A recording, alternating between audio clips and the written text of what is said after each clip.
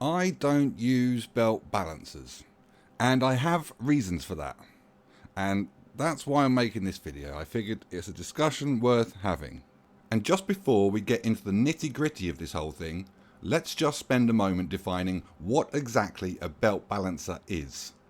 A splitter isn't just a splitter, but also a joiner. It can split a single conveyor belt into two, and it can join two conveyor belts into one, but it can't do any other configuration. If we need to join several belts together or split several belts to go to several different places, then we need a configuration of splitters to be able to achieve this. This is not what I consider to be a belt balancer. I consider these to be widgets. If I'm being honest, I consider belt balancers to be widgets also. Any collection of splitters and conveyors which we jumble together to perform a single purpose, I put under the category of widgets. I have a whole video on widgets which isn't finished at time of making this video, but when it is I will link it in the top right corner. The distinction I am trying to make here is that in Factorio we will build multiple different kinds of widgets, all designed to fulfill different purposes, and belt balancers are just one of those kinds. I use a mixing widget for mixing ingredients perfectly, I use a centerline widget to build things symmetrically, I use scrambling widgets if I have uneven flows, but I don't use belt balancer widgets. Now, the way I see it, there are two ways to approach this. On the belt balancer side of the discussion, what we are trying to do is take several variable flows and combine them in such a way as to equalize all of those flows. We may have several conveyor belts with variable amounts of ingredients coming in, but what we want is several conveyor belts with the same amounts of ingredients going out. This is what the belt balancer does. These variable flows tend to originate from the process of mining ore. When we lay down mining drills on a patch of ore, there is no real way to achieve a precisely even flow of materials on the conveyor belts. There will always be an imbalance because a patch of ore is not a regular shape, and the rows of drills we lay down will contain varying numbers of mining drills. This tends to be the source of the variable flows. Everything else in the factory we have control over. We can lay down identical factory blocks next to each other, and this will guarantee that one process will be identically efficient as the one next to it. The only process, as far as I can tell, which has this inherent problem with loading conveyor belts identically is the mining drills, and so, in my opinion, this is the source of the variability. Now, there is an argument to say that trains introduce variability into a factory, and this is absolutely the case. A conveyor belt will deliver a certain number of materials per second guaranteed no matter what, whereas a train takes time to load and takes time to travel. It may be able to achieve a much superior average than a conveyor belt would, but that average will be more variable. Each train will be different. I don't use trains for inter-factory processes precisely for this reason. I only use trains to bring ingredients into the factory, and then everything else from that point is put on a conveyor belt or into a pipe. Because my priority is mathematical precision, and I will sacrifice the superior average that trains can achieve if it eliminates that variability. I don't mind lots of conveyor belts if it gives me guaranteed flow rates. Let's just leave the trains at that because it is a much larger discussion than this video is meant for. Trains introduce variability into a factory, in my opinion, but what I really want to discuss are belt balancers. So we have variable flows coming from mining drills, and we balance those with some fancy splitter configurations. However, if we build a factory which intends on embracing that variability by using belt balancers to balance those variable flows, then this course of action ripples all the way through the factory. We aren't just balancing the output from the mining drills, but pretty much any critical process that is downstream of them. It becomes a factory-wide issue. I want to be clear, this is not bad or wrong. If belt balancers are what you are familiar and comfortable with, then it's not like the factory is going to break down or something. I seem to say this sort of thing all the time in my videos. Factorio is such a great game because there are so many different ways to play it. There is no wrong way. I'm just trying to explain why I do it differently. So the alternative to embracing factory-wide variability, in my opinion, is to embrace a factory-wide guaranteed flow. Let's go back to that patch of ore from earlier. When I look at this collection of mining drills, what I'm trying to achieve when I route the conveyor belts through it is a guaranteed flow on each of those conveyor belts. Instead of trying to extract the maximum out of a patch of ore and then balancing the flows that result from that maximum, I group the mining drills together so that each conveyor belt that comes out will guarantee a particular flow rate. Well, for a period of time until the mining drills start depleting anyway.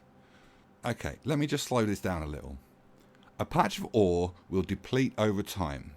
If we lay down as many mining drills that we can on a patch of ore and then use belt balancers to balance those flows, then we are extracting the maximum out of that patch of ore that it can. Every mining drill will be working 100% of the time. Over time, this patch of ore will deplete and the number of mining drills still working will reduce. This initial maximum that we are able to achieve out of that patch of ore is therefore illusionary. It only occurs for a very brief moment in time.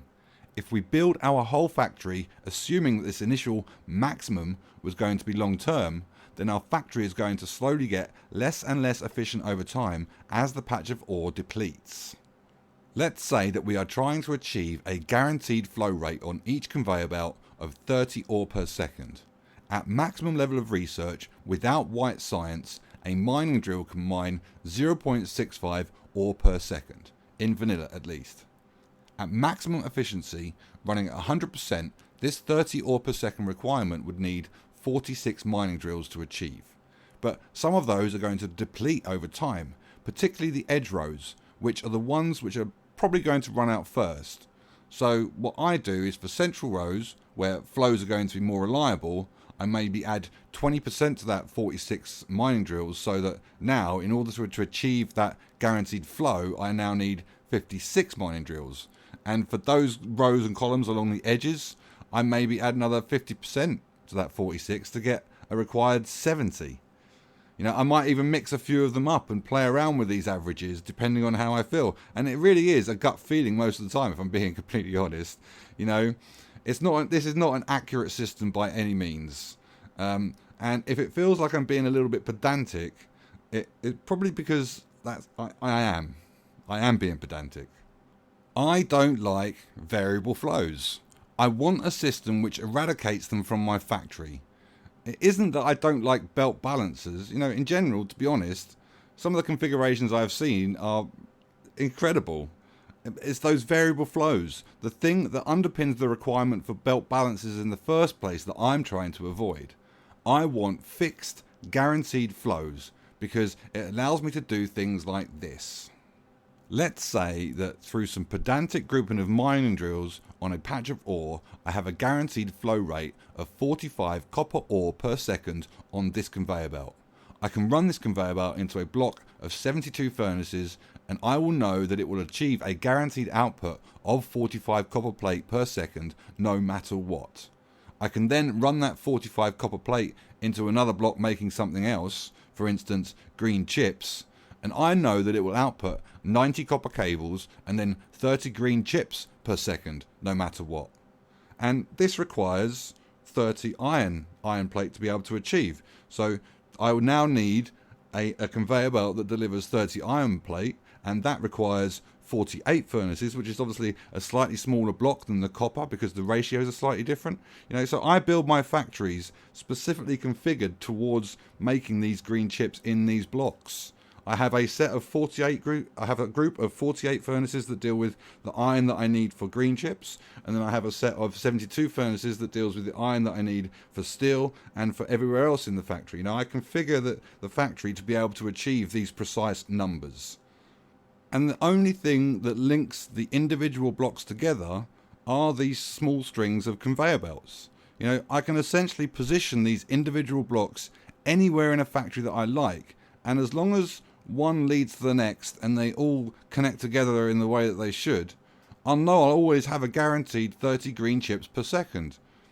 And it all comes back to the clumping of those mining drills so that we can guarantee that particular flow rate of ore on a conveyor belt. It comes down to, do we want to extract the maximum out of a patch of ore and then build our factory around balancing that maximum, or do we want to limit how much we extract out of that patch so that we can guarantee a particular flow rate? When it comes down to belt balancers, in my ultimate opinion, this is what the decision boils down to. Neither approach is wrong. It's just that, whether consciously or subconsciously, this is the decision being made once belt balancers start getting used. Do we want to vary and deplete our flow rates, or do we want fixed guaranteed flow rates which have an allowance built in for depletion? The decision, as always, is yours.